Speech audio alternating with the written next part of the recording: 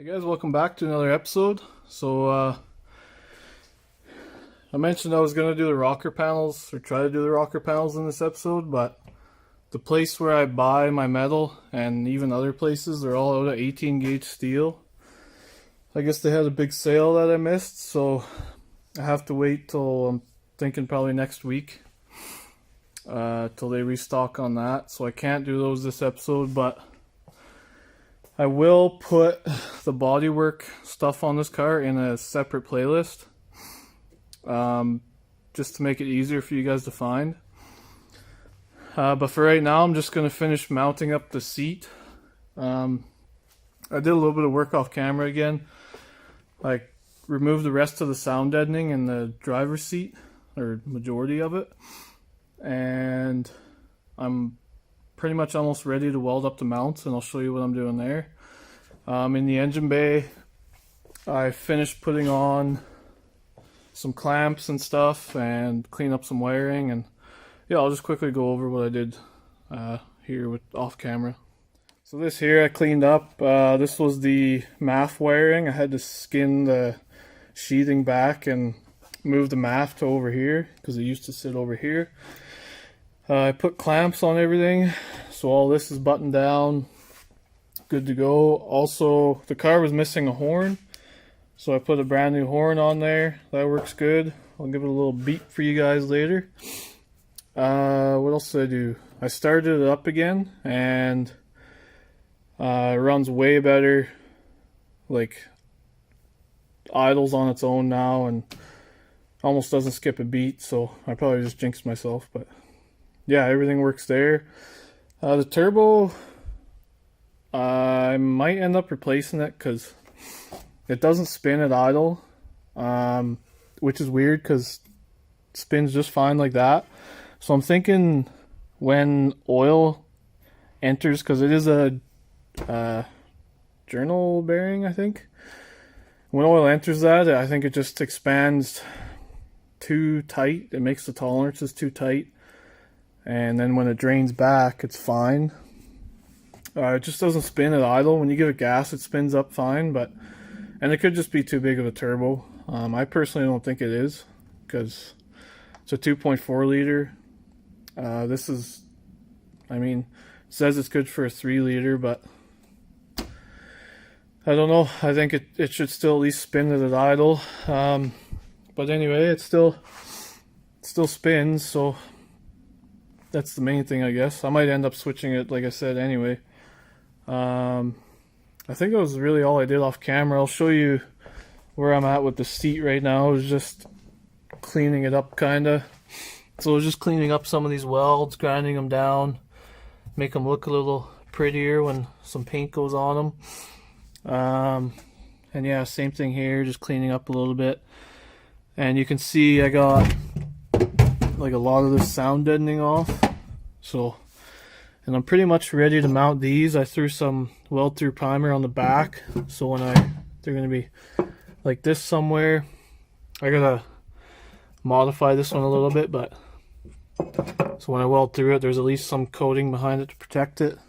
And I don't know where the other one went, but yeah, I'm gonna use these fit good. This is 3/16 steel, so way thicker. Like I said, I want to be pretty serious with these seat mounts, and then these will sit on top just like that. I'm also going to plug that hole. These, I don't know why they're here, but I'm going to weld those in. There's another one right there. For some reason, I don't know, they just threw some seam sealer over it and called it good, I guess, from factory. But I'll also try to get the car running again for you guys today, because it seems to be running pretty good. I also got, this was something else. I'm not quite sure how to wire it up, but this here essentially is the part I was talking about for Niztune. So it takes the input from the wideband and turns it into a USB, and you can use it to read AFRs on the Niztune. I still haven't figured it out yet. I don't think I have it wired up right, but yeah, it essentially puts your AFRs on Nistune, because this wideband doesn't support USB stuff like the, say, AEM Yugo I think does, which is compatible with Nistune. This one's not. But yeah, it'll essentially self-learn a bit and kind of help me with the tune. Right now it seems to be, I would say, almost 60% better, just with that, from a little bit of settings I've changed. But yeah, I'm gonna get to mounting the seat. Then when I have the seat mounted, I'll be jumping in it and probably start the car for you guys. So I'm almost ready to put in the seat. This kind of worked out because the mount that I cut off originally, it sat like this, which it's for this one over here, and it obviously wouldn't have worked, but I can just 180 it and it'll actually work out pretty good. So lucky fluke there, sit something like that. But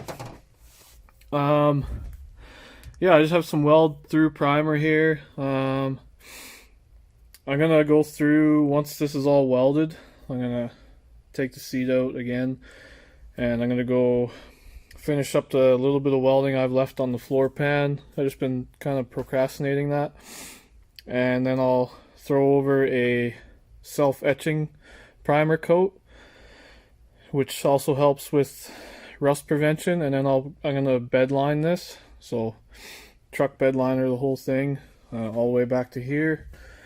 Passenger seat I'm not too worried about right now. It's not a major thing, but so yeah, while I'm waiting for that to dry, I'll just quickly show you guys my funny little clown horn here, because I didn't realize it was high tone. I wanted a low tone, but yeah, I didn't know if this button worked either, so this is kind of a good test. The other horns were pretty shot, so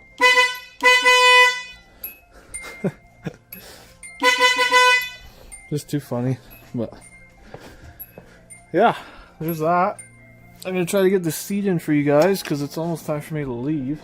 It's getting a little late, but yeah, I'm gonna get the seat in, wait for that to dry real quick, and then I'll start the car up for you guys.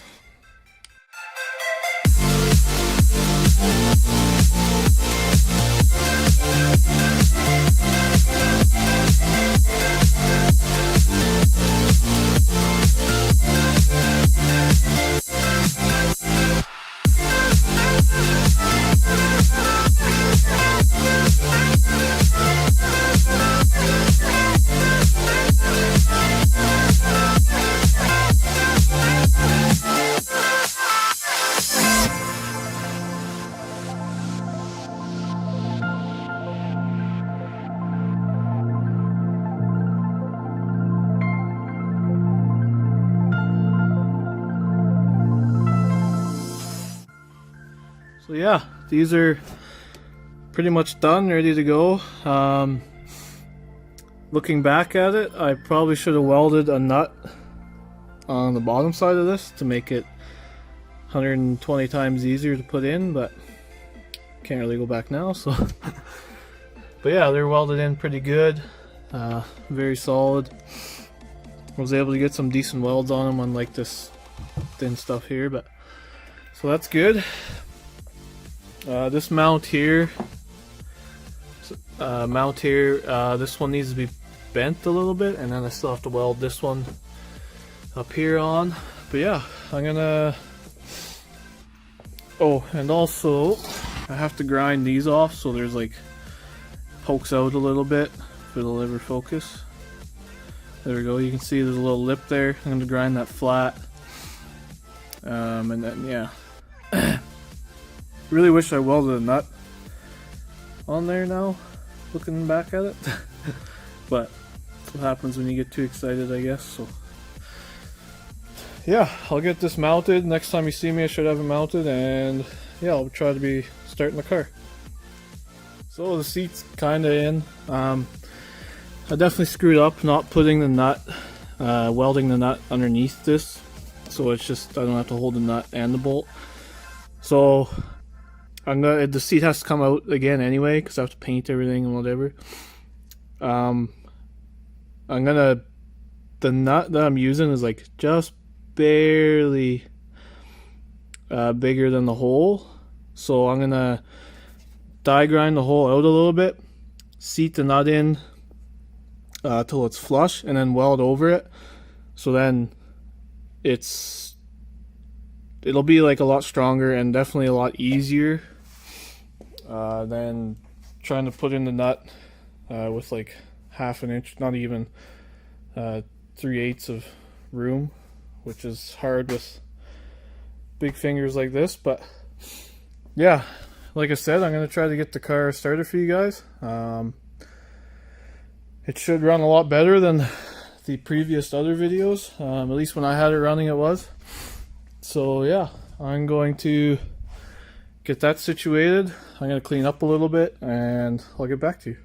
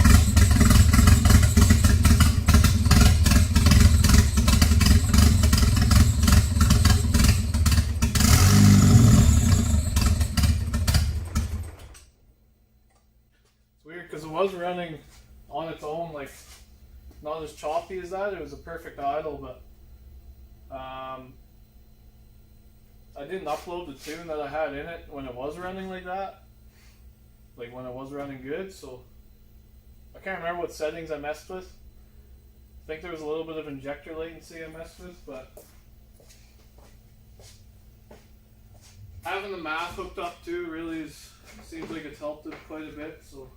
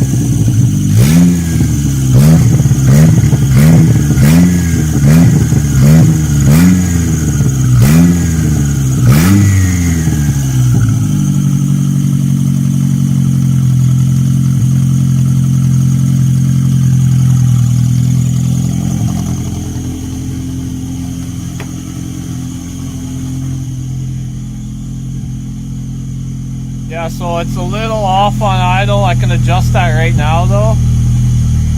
So I go this way.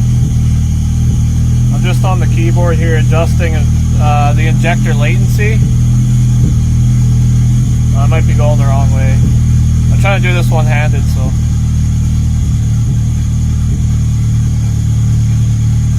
Oh no, other way.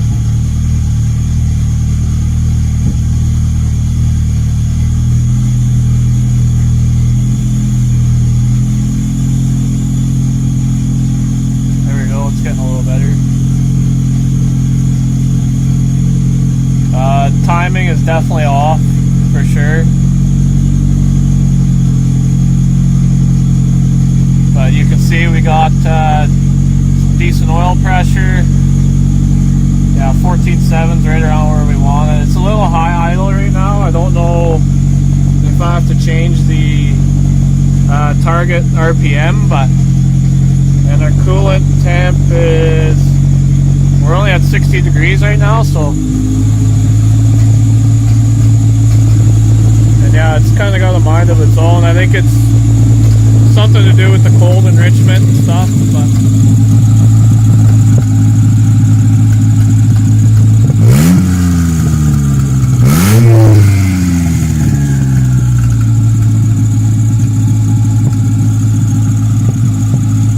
Turbo is definitely spinning way better than what it was, if you guys can even hear me. So yeah, that's pretty much all I'm going to do this episode. If the metal isn't in, like for these rocker panels, if it isn't in early next week, I'll probably start doing the transmission. So I got to drop that.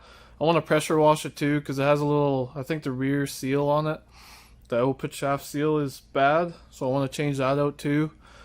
Put some fresh fluid in it. Yeah, it's all oily and gross, so I want to pressure wash it and clean it up and make it look nice. Definitely going a lot further with this project than I thought I would. My main goal was mainly just to get the motor running and have a turbo in it, but I wasn't planning on really touching any body work. Body work's like, I don't know, it's kind of a demotivator in a sense. It's just annoying to do, in my opinion. I don't really like doing it, but you just have to get past that point of no return, I guess. And once you're in it, it's not terrible, but definitely wouldn't want to do it for a living. But yeah, you can see like it runs pretty good. I changed injector latency, so definitely helped out a little bit. I don't think that's what I'm supposed to do, but timing is definitely off. I need to change that. So hopefully I get working soon so I can get a tune in it. I was asking around a couple places to see if they still tune with Newstune, because not a lot of places do anymore, at least in my area. But yeah, that's essentially it. I guess the turbo fixed itself. Like I said, I don't know what's up with that, but I might end up switching in the future anyway. Whatever happens.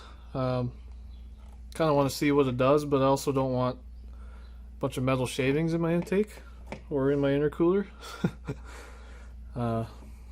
Yeah, so I'll see you guys in the next one.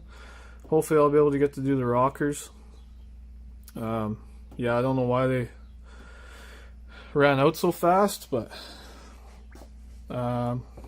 yeah. See you guys in the next one. Have a good day.